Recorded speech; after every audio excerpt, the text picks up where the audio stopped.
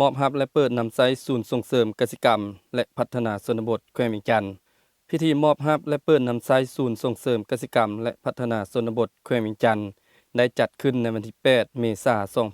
2025 นี้โดยการเป็นเกียรติเข้าร่วมของท่านผู้วงบุญสู่รองเจ้าแขวงเวียงจันทน์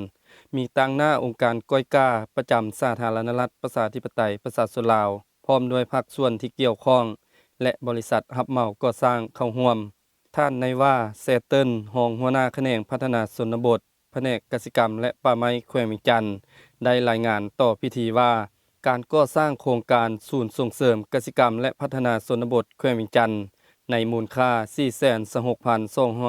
426,250 ดอลลาร์สหรัฐอุปกรณ์และพาหนะรับใช้ห้องการ 131,583 ดอลลาร์สหรัฐกลจักรกสิกรรม 27,167 ดอลลาร์สหรัฐและเงินบริหารโครงการ 15,000 ดอลลาร์สหรัฐโดยได้รับการสนับสนุนจากรัฐบาลสาธารณรัฐเกาหลีโดยผ่านองค์การก้อยก้าประจำสาธารณรัฐประชาธิปไตยประชาชนลาวจุดประสงค์ของโครงการแม่นเพื่อบรรลุเป้าหมายการผลิตกสิกรรมประจำปีผ่านการปรับปรุงการบริการทางด้านส่วนกาเบียเพื่อการปรับปรุงผลิตภัณฑ์กสิกรรมผ่านการจัดตั้งการแจกจ่ายเม็ดพันธุ์พืช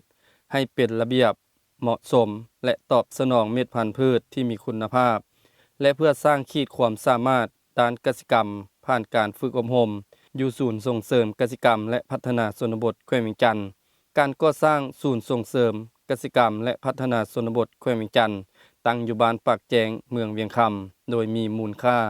426,250 ดอลลาร์สหรัฐ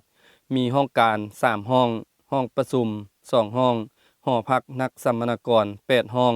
ห้องเก็บเครื่อง2ห้องห้องกินข้าว1ห้องปรับปรุงเส้นทางเข้าศูนย์เรือนห่ม8หลังโรงเรือนกาเบีย4หลังเรือนห่มอยู่สถานีบริการเทคนิคกสิกรรมเมืองกาสี2หลังคอกไก่1หลังและเรือนห่มอยู่ศูนย์บริการเทคนิคกสิกรรมบ้านเมืองขี้เมืองแม่ด2หลังคอกไก่1หลังซึ่งเริ่มลงมือก่อสร้างแต่วันที่15 กรกฎาคม 2024หาวันที่15 กุมภาพันธ์ 2025แม่นสำเร็จใช้เวลาในการก่อสร้างเป็นเวลา7เดือนแม่นสำเร็จตามสัญญารับเหมาการก่อสร้างซึ่งแม่นการรับเหมาการก่อสร้างโดยบริษัทสถาพรพัฒนาจำกัดผู้เดียวการจัดตั้งปฏิบัติหน้าเวียกสำเร็จร้อยส่วนร้อยเป็นเงิน 430,115 ดอลลาร์สหรัฐในเวียกตามสัญญาแม่น 426,250 ดอลลาร์สหรัฐแต่เวียกปฏิบัติได้ตัวจริง 430,115 ดอลลาร์สหรัฐและเวียกปฏิบัติเกินสัญญา 3,865 ดอลลาร์สหรัฐ